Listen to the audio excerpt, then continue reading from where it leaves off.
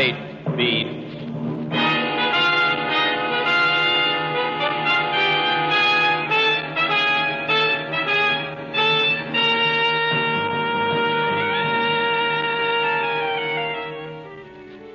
Hi, this is Randy Stone. I cover the Nightbeat for the Chicago Star. Stories start in many different ways. This one began with a crash on the highway and ended with a whole city fighting for its life. Nightbeat, starring Frank Lovejoy as Randy Stone.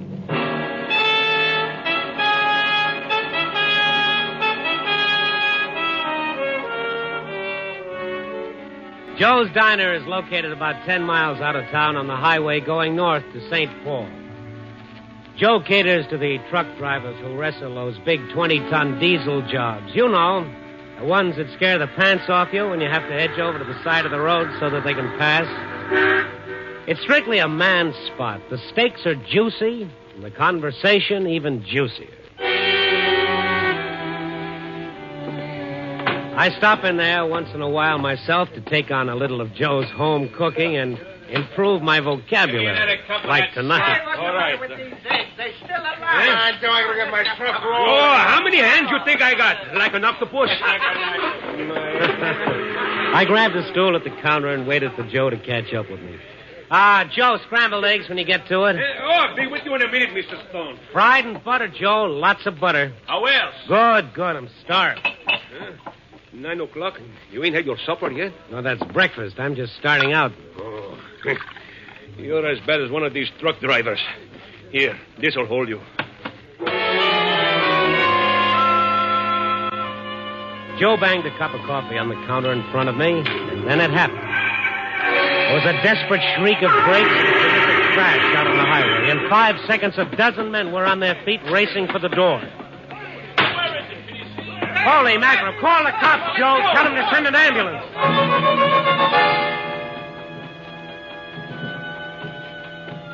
It was almost a quarter of a mile away, but long before I got there, I could make out the shape of a big semi-trailer truck, and jammed into its rear end a brand-new sedan. We still had about 100 yards to go, and the truck roared up and started pulling itself loose from the wrecked car. Get his license number, somebody! But the guy on the truck hadn't put his lights on, and he pulled away before anyone could get close enough. The sedan was there over on one side, and it was a mess.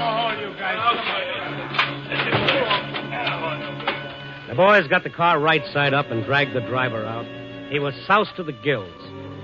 In a little while, the cops were there working him over. And then I saw this other guy over by the ditch across the road.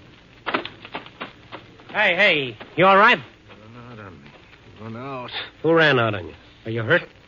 Look, mister, I gotta get away from here. Oh, I see you were in the truck. Yeah, I was in the truck. Look, I gotta see a doctor. This hand of mine. Cops will take care of it for you until the ambulance gets here. I don't need no ambulance. Here's another one over here, Sergeant. Okay. I tell you, I can make it okay. Well, hello, Stone. How did you get here? Fly? How are you, Sarge? This fellow in the wreck? He was in the truck. Yeah? What's your name? Harry Waldo. Driver's helper? No, I just bummed a ride. The guy gave me a ride about 100 miles back. Where do you live? Here, Chicago. You get the license number of the truck? No, I didn't pay no attention. What was the driver's name, Waldo? I didn't ask him. Who was he driving for? Was there a sign on the truck? No, it was dark when he picked me up. I didn't notice. What was he hauling? What should I know? I just bummed a ride. Say, who is this guy, officer? Do I have to answer his questions? It won't hurt any. Was it a refrigerated truck? No, it wasn't. Well, that's the first thing you seem sure of. How come? Well, it was kind of all beat up, and... Well, it just didn't seem like no icebox, that's all. This guy's trying to play hide-and-go-seek with you, Sergeant. That truck was a cooler, and he knows it. How come you're so sure? Ammonia gas. Can't you smell it? It's all over the place, including your overalls. Hose connection must have broken in the crack-up. Look, wise guy, whoever you are... Randy Stone, Chicago Star. This officer wasn't Come on. None of that now. Okay. I'm in the truck. There's a crash, and I get out to see what hit us. And while I'm on the ground, a truck driver pulls out on me. So what does that make me? A suspect in a murder case? Or is this paper boy just looking for a story? Oh, sure. I'm always looking for a story. Brother, this sure has the makings of one. A fish story. The sergeant got a few more vital statistics on Harry Waldo and then let him go with the usual business about keeping in touch in case the police wanted him for further questioning. After the mob cleared, I went over the area again in the dark. There was nothing. In the ditch, I noticed a battered-up wooden box, the kind they ship butter in. There was nothing there. So I went back into Joe's and phoned the story into my paper. I told the city desk where I could be reached, and then I got busy on that much-delayed order of scrambled eggs. Oh, they're good, Joe. Hey, the others got cold. I made them fresh. Lots of butter, the way you like. Thanks, Joe. I can't get over that truck running out on the crash. What do you want to do that for? Must have known it wasn't his fault. Well, who knows, Joe? Maybe he had a date. Yeah. Hello? Joe's Diner. Joe's talking. Yeah. Hold on. It's for you, Mr. Stone. Take it in the booth. Okay, thank you. Hello. Andy, this is Mac on the desk. Oh, well, that figures. On that crash story you phoned in, is that all you can give us? What else do you want? How about the truck? What was it hauling? I'm sorry, Mac. All I know is what I phoned in. Did you ask around? Well, of course I asked. Nobody knows. If you'd like to send out one of your better men for a follow-up... funny stuff, Randy. Could the truck have been hauling butter? Butter? Why? Something came in on the wires this afternoon. I thought we could tie it in with the truck running out. Oh. I'll read it to you. It's date line Emerson, Manitoba, Canada. This city, hard hit by recent floods, reports theft of 21 tons of contaminated butter, which was being removed from the Ajax Creamery for disposal. Contaminated? The condemned butter, bearing the trade name of Dandy D, had been submerged for 3 weeks in stagnant sewage water because of recent flood conditions. Health authorities have expressed fears the butter may become the cause of a widespread typhoid epidemic. Typhoid? You think there could be any connection, Randy? 20 tons of typhoid fever in Chicago? It makes sense, Randy.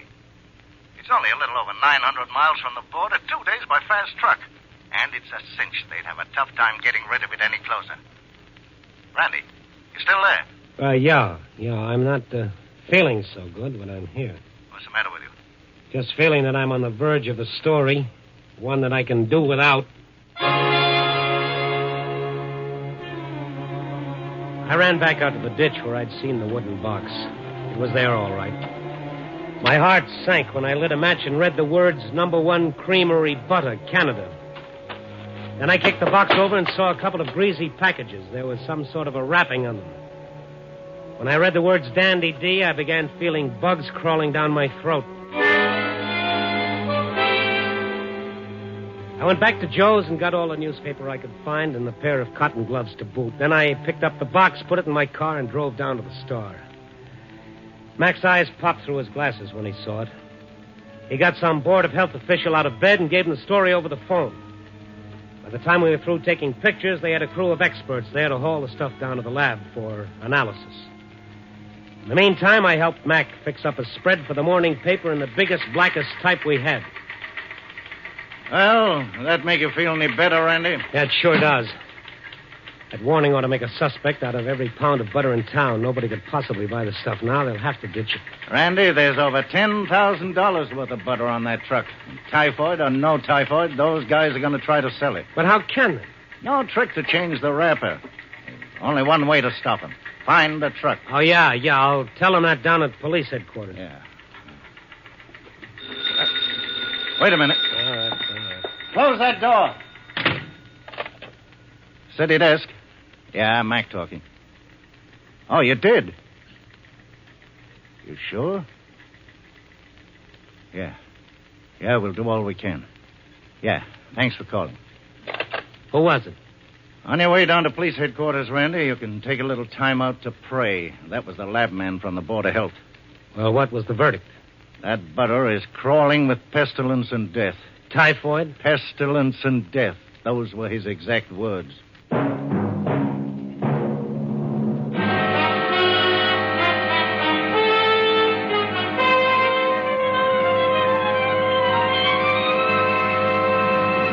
NBC is bringing you Nightbeat, starring Frank Lovejoy as Randy Stone.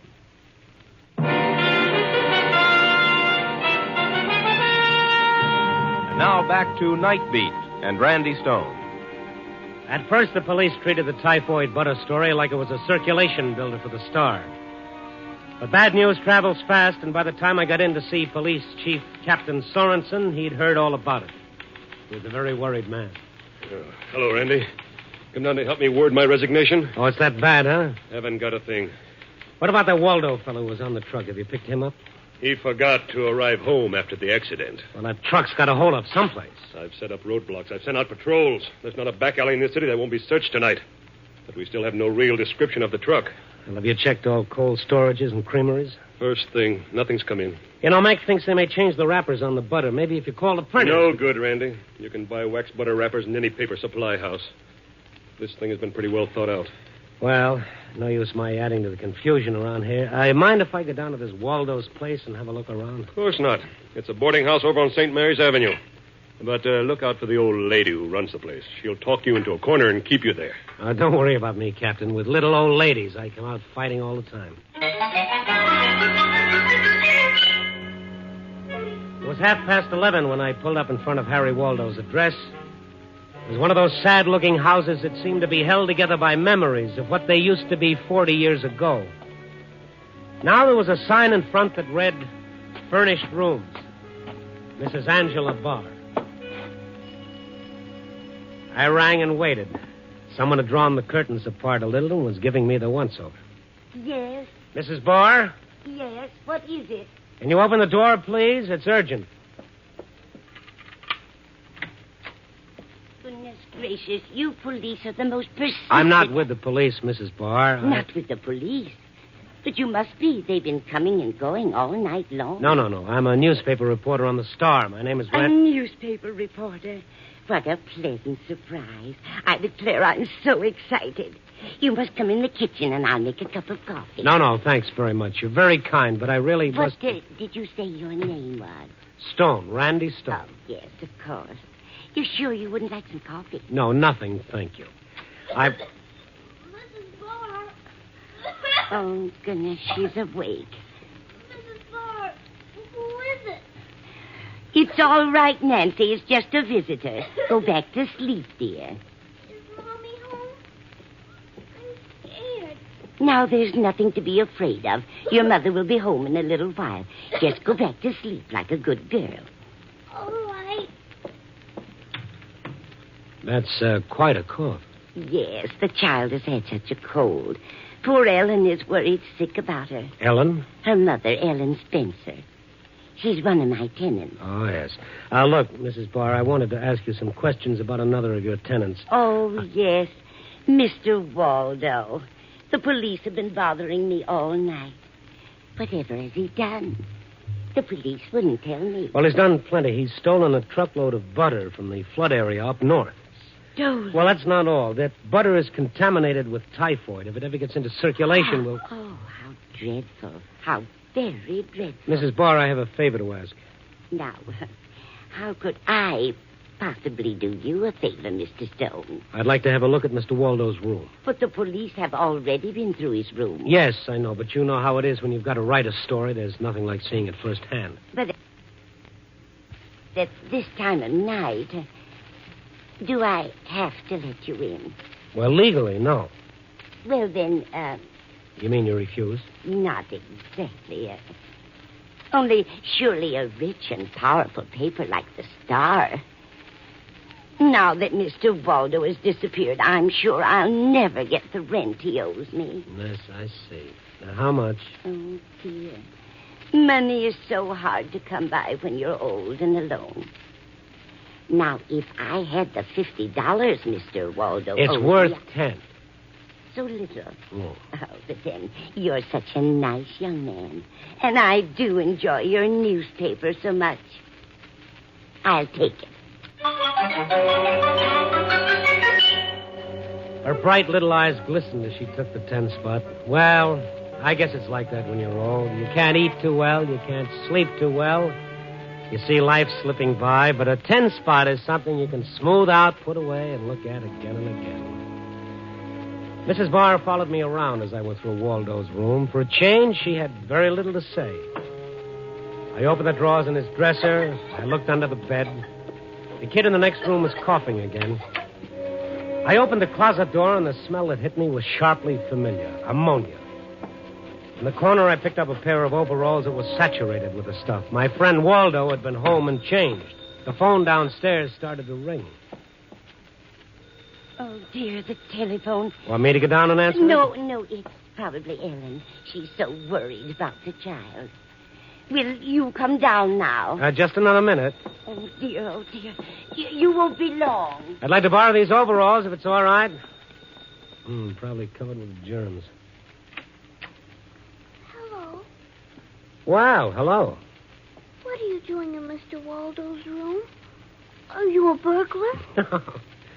No, of course not. I'm one of Mr. Waldo's friends. Then can you tell me when my Uncle Jim is coming back? He was going to bring me something from his trip. Well, that's nice. Where did Uncle Jim go? He went away with Mr. Waldo in the truck. But Mr. Waldo is back and not Uncle Jim. Oh, does he drive a truck, your Uncle Jim? He doesn't drive it. He owns it. And he gives me a ride in it, too. Mm-hmm. Your Uncle Jim live here? Oh, yes. Uncle Jim is my really real uncle. He and my mommy are brothers. Oh, yes, I see. Nancy, you naughty child. Mrs. Barr. The idea of getting out of bed. I heard a noise. Back to bed with you, child. That was your mother on the phone. All right, Mrs. Barr. Good night, Mr. Burglar. Good night, Nancy. Imagine that child leaving her bed. Was she with you long, Mr. Stone? Oh, no. She just told me she had an Uncle Jim. Oh, yes. That's Ellen's brother. He's one of my other roomers. I understand he owns a truck. He's someplace in Ohio now, I believe. Been gone almost a month. Couldn't have been Canada. Questions. You'll simply have to excuse me. I must give that child her medicine. Good night, Mr. Stone. I'd used up my $10 worth of welcome, so I drove over to police headquarters and filled in Captain Sorensen on Harry Waldo's overalls and little Nancy's Uncle Jim. It was his first lead. He called motor vehicles and ordered a fast check on the truck owned by Jim Spencer, and then he started briefing me on the more recent developments. The city's in a panic, Randy. Warnings have been going out on the radio every 15 minutes. We've been flooded with calls from the mayor down. Mm-hmm. Anyone with a gut ache is sure it's typhoid and wants us to send down a doctor. Come in. Here's the dope on the truck, Captain. Now we're getting somewhere. All right. Broadcast this and keep repeating it every half hour. Get it? Yes, sir. We'll get him now. Well, you might try and sound a little more convincing. I left Sorensen chewing his upper lip. Then I headed for the Blue Angel and a little talk with Jim Spencer's sister, Ellen. The Blue Angel wasn't meant to lure the better-class citizen away from his hearth and home. It smelled of stale beer and looked as if it were being lit by half a dozen fireflies. Your fire happiness lies right under your eyes, back in your own backyard. I found an empty booth and asked a waitress if Ellen Spencer worked there, and after a while a girl came over. She was attractive in a tired sort of way. You asked for me? Will you sit down, Ellen? I've got to talk to you. I brought you some drinks. It's the rules here. If we sit with a customer, they got to buy us drinks. That's okay. What'd you want? To talk. What about? Your brother Jim. You a cop? No. What about Jim? Where is he? I don't know. What business is it of yours? When did your brother and Harry Waldo leave on their last trip? A week ago. Mrs. Barr said Jim was in Ohio. Ah, that old hag. She's in his second childhood. Mm-hmm. Jim hasn't phoned you tonight? No. What's all the noise about anyway? The kid gets scared and runs out in a traffic accident, so they'll catch him and give him 30 days. He'll be back. Who told you about it? I heard it over the radio. Really? How did you know it was Jim? Well, You spoke to Harry. Yeah. He phoned me to tell me Jim was all right. Did he tell you they were hauling a load of stolen butter? Did you listen to the warnings over the radio about that butter? It's loaded with typhoid, that stuff is. Oh, that's a lie. Just a smart police gag to get the butter back. Harry tell you that, too? We got some of that butter, Ellen. It's been soaked in sewer bilge for a month. Jim wouldn't touch anything like that. He's a good kid. Maybe Jim thinks it's a gag, too. Might even get to eat some of the stuff. I don't know what you're talking about. Look, mister, I'd better go back to work. Ellen, you want it on a phone. I'll have to leave now. If you hear from Jim, tell him what he's up against. Yeah. Yeah, I will. And tell him to wash his hands. Good. I followed her to the phone booth or whatever the call was. It was brief. She hung right up, so I went outside, watched her through the door. In a few minutes, she came out wearing a coat. I slipped around the corner, watched her climb into a cab. I jumped into my car and followed. The cab stopped in front of her house. I parked my car half a block away, waited until all the lights went off, and then I got out and walked around to the back of the house. Somewhere inside were the directions to that missing butter. It was easy raising one of the kitchen windows. I climbed in. I stood for a minute, getting used to the dark. And then suddenly a switch flicked on, and the place was flooded with light. Randy Stone, Esquire, standing there, stupidly blinking his eyes. Ellen walked a few steps toward me. She didn't scream. She didn't holler. Isn't this carrying your job a little too far? I knocked on the door, but nobody answered, so I turned the knob. Well, turn it again and get out. Somebody phoned you just before I left the Blue Angel. Was that Jim? That's none of your business. Now get out. If I go, Ellen, the place will be swarming with police in 15 minutes. What do you mean? Just this. You know where Jim is. If you won't tell me, you'll have to tell the cops. And when you do, you'll be involved. They'll make you an accessory. Well, let him. Where's the old lady? Out for a drive. At 1:30 in the morning? She's the one who phoned me. She said she was going batty with cops hanging around. She had to get out of the house. Ellen, for the last time, where's Jim? I told you before, I don't know. They're closing in on him. You'll be doing him a favor if they get him before he's sold any of that stuff. Oh, are you still working that typhoid gag? It's no gag, believe me. You want the lab report on it? No. All right, then listen to it this way. Maybe you'll understand it. The kid sits down to eat, and his mother hands him a piece of bread and butter, only it's not butter. Something that's been lying around in the filthy sewer water for a long time. 10 or 11 days, the kid gets sick, like your kid. He's burning with fever one minute, and the next minute he's as cold as ice. His tongue is thick, and his guts feel like they're bursting. That's what typhoid is like. Stop it, will you? If a good doctor gets to him, the kid may live. Lots of kids may not be that lucky, Ellen. Also, you can keep your kid brother out of jail. Look, I don't know where he is. When did you talk to Walter? He phoned me at the club. He laughed about that typhoid Where stuff. did he phone from? I don't know. Someplace in town. Now, let me alone. Would that be I'll him? take that. No, you won't. Ellen made a grab for the phone, but I beat her to it. She clawed at me. I had to get rough, but I got the receiver. Hello. This is the long-distance operator. Yes? On your call to Elwood, we are unable to contact Mr. Jim Spencer. Shall we continue to try? No, thank you. Was that Elwood? Yes, sir. Elwood, Illinois. Thank you, sir. That was it, so they'd gone on to Elwood. I called Captain Sorensen. He picked me up in a squad car with two of his best men. It was a 70-mile ride to Elwood, and we made it in a little over an hour. It was after 3 a.m. when the clerk at the only hotel in town showed us his register. There was no Waldo and no Spencer. Then Sorensen got a bright idea. He asked the clerk if there was a creamery in town. There wasn't. No cold storage plant either. Just old Mayor Hoskins' ice house down the road. We jumped into a car and drove over there.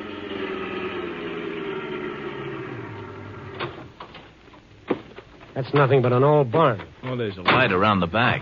Randy, you come with me. You two cut around the other side of the building. Right. Oh, there's the truck. You see it? Yeah. All right, give me a lift, Captain. I'll see if I can get a look in through the window. All right. It's Waldo. They got the butter? Yep.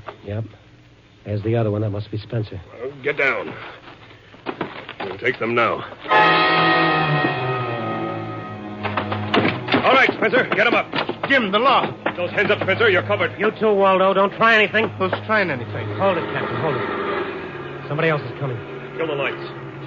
Don't make a sound, you two, if you want to live. We pulled the big door shut, flicked off the lights, and waited in the dark. Guns pressed into Waldo and Spencer. A car had pulled up outside. Whoever it was seemed to be having a time with the door. And then finally it opened and the lights went on.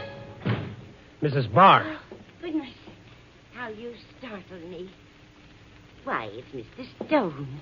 Have you been waiting long? And here I thought my lazy boys had gone to sleep. No, they haven't. And I suppose Harry Waldo has told you all about me. I just know he did. Well, not everything. That is, not yet he hasn't. I just knew that boy had no character. And now I suppose you want to take me back to the city. But I hate Chicago in June. I don't think I'll go with you. Don't come any closer. Drop it, lady. Okay, Mother. Randy, get the gun. Yep. Lady, don't you know these things explode? Now, wasn't that foolish of me? I was going to try to get away. But where could I have gone? Where could an old lady go and hide? I do believe I'm getting senile. Isn't that a horrible word, Mr. Stone? Mrs. Barr, this is no joking matter. Don't you understand that butter could have caused an epidemic? Why, of course. Isn't it terrible? Yet you were willing to sell it? You didn't think I was going to eat it myself, did you? It was all I could do to look at the horrible stuff. But $10,000. That's such a lot of money to a poor, poor old lady. Such a lot of money.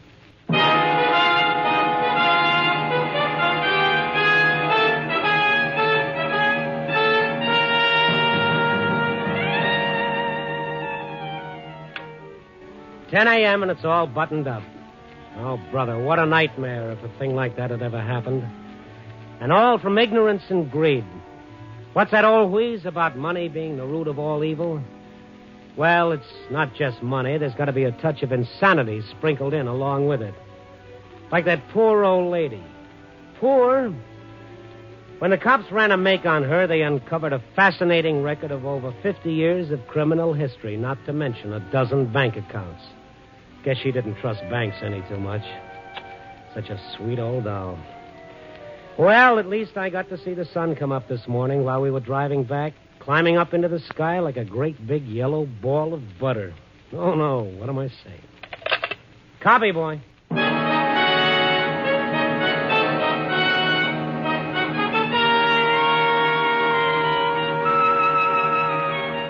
Nightbeat, starring Frank Lovejoy, is produced and directed by Warren Lewis and edited by Larry Marcus. Tonight's story was written by Lou Rusoff and Russell Bender with music by Frank Worth. The part of Harry was played by Don Diamond. Jane Morgan was Mrs. Barr. Others in tonight's cast were Joan Banks, Nestor Paiva, Peter Leeds, Ann Whitfield, and Tudor Owen. And now here again is the star of our program, Frank Lovejoy. Thank you. Good night. Listen on Friday, October 6th, and every week as Randy Stone searches through the city for the strange stories waiting for him in the darkness.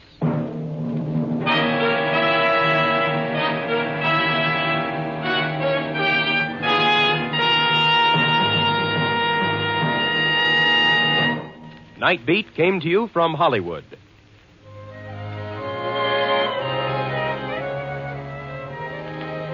Three chimes mean good times on NBC. This is NBC, the national broadcasting company.